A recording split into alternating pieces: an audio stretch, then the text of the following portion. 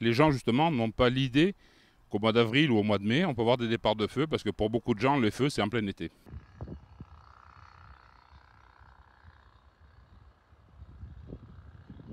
Alors en fait, le feu de forêt, il n'est pas lié à la saison. Le feu de forêt, il est lié à des risques météorologiques. On a pu voir nos collègues des Bouches-du-Rhône qui ont eu un feu assez important sur Auriol il y a quelques jours.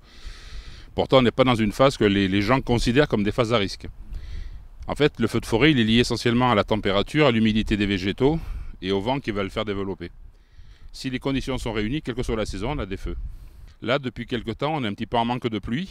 Les gens apprécient le beau temps, mais le beau temps, en fait, fait que la végétation est en manque d'eau. Et quand les conditions sont réunies, on peut avoir des départs de feu. Les gens, justement, n'ont pas l'idée qu'au mois d'avril ou au mois de mai, on peut avoir des départs de feu parce que pour beaucoup de gens, les feux, c'est en plein été.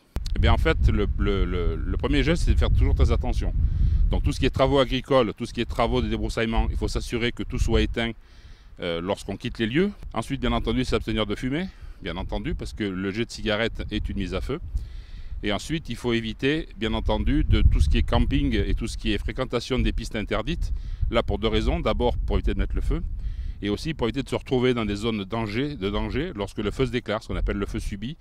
C'est un de nos gros soucis lorsqu'on est dans des zones très touristiques. Je ne connais pas beaucoup de pompiers qui disent « ça va être ». On a toujours dans la liste « ça a été ». Voilà, c'est-à-dire qu'on fera le bilan des saisons le 31 décembre. Et entre les deux, on essaiera de faire le maximum pour protéger aussi bien les Varoises et les Varois que le patrimoine du département.